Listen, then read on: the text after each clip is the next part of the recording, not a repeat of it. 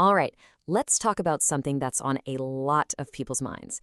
Can you actually work and collect your Social Security at the same time without taking a huge financial hit?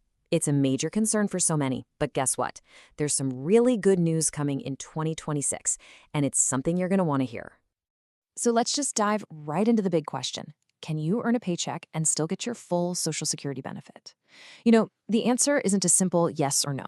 It's kind of tricky, but stick with me because by the end of this, you'll know exactly how it all works.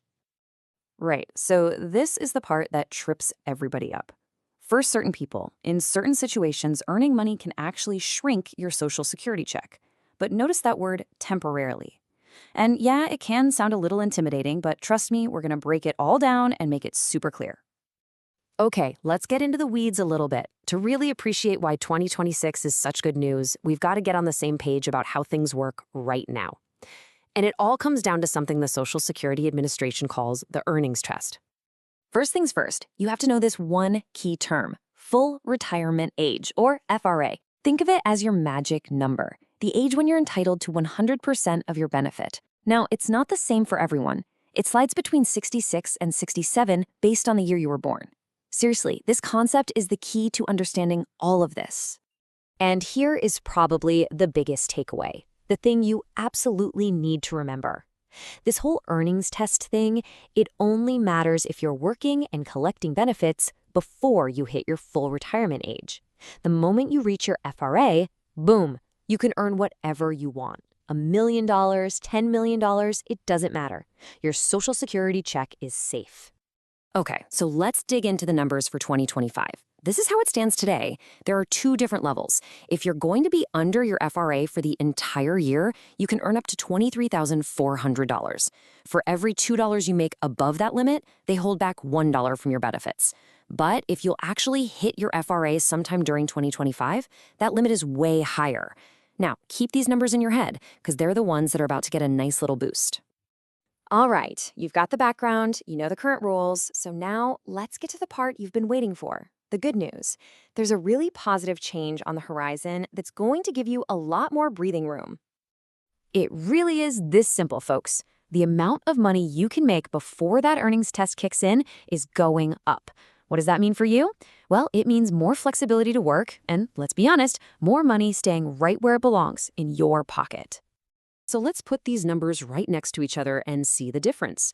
For folks who are under their FRA all year, the limit jumps from $23,400 to $24,480. For those reaching their FRA in the year, it goes from just under $62,000 to over $65,000. That is a really nice jump, giving you a lot more wiggle room. Numbers on a screen are great, but what does this actually mean for your bank account, right? Let's make it real. We're going to walk through a couple of examples to see just how big of a deal this change is. So let's paint a picture. Let's say you decide to work part-time, and you're making about $24,000 a year. You've also decided to start taking your Social Security benefits early before your full retirement age. Let's see how that plays out. So under the 2025 rules, that $24,000 you're earning is actually $600 over the limit. And with that 1-for-2 reduction we talked about, well, that means you'd see your yearly benefits cut by $300. But now, watch this. In 2026, with the new, higher limit, that same $24,000 salary is now completely under the threshold. And the result? Absolutely zero reduction. Not a penny. You get to keep all of it. Okay, that's a great example. But what if you're earning a little more? Let's say you're pulling in $30,000 a year, and you're still not at your full retirement age. All right, so in 2025, making $30,000 puts you $6,600 over the limit. When you do the math on that, that's a $3,300 reduction from your benefits for the year. And yeah, you definitely feel that. Okay, now let's jump to 2026. Same job, same $30,000 salary. You're still over the limit, sure, but by a lot less. The reduction in your benefits drops all the way down to $2,760. That's a huge improvement. So what's the bottom line here? It's simple. Just because of this rule change, you're keeping an extra $540 in your pocket every single year that you would have lost before. That's real money. Okay, so all this talk about reductions and withholding, it naturally leads to the one question I get asked all the time, the big one. If Social Security holds back some of your money, what happens to it? After all these calculations, if some of your benefit is withheld because you earned too much, is it just gone? Poof? It's the number one fear people have about this. And I am so happy to tell you that the answer is a big, loud, definitive no.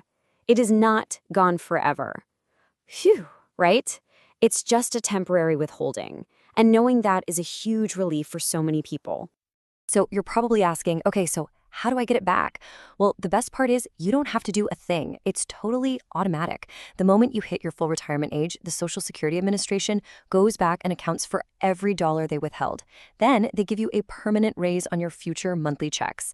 It's designed to pay you back dollar for dollar over your lifetime. They basically make you whole again. All right, let's wrap this all up and talk about the big picture. What this all boils down to is that this 2026 change is giving you more freedom, more flexibility, and more control over your money as you head into retirement. So if you're going to walk away from this with just a few key points, here they are. The 2026 earnings limits are going up, which means you can earn more money.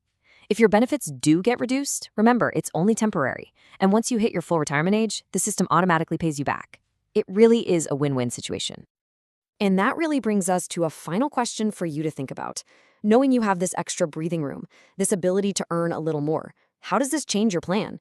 Does it make you think differently about working a little longer or maybe taking on that part-time gig you were considering? It definitely opens up some new possibilities. Something to chew on. Thanks so much for tuning in.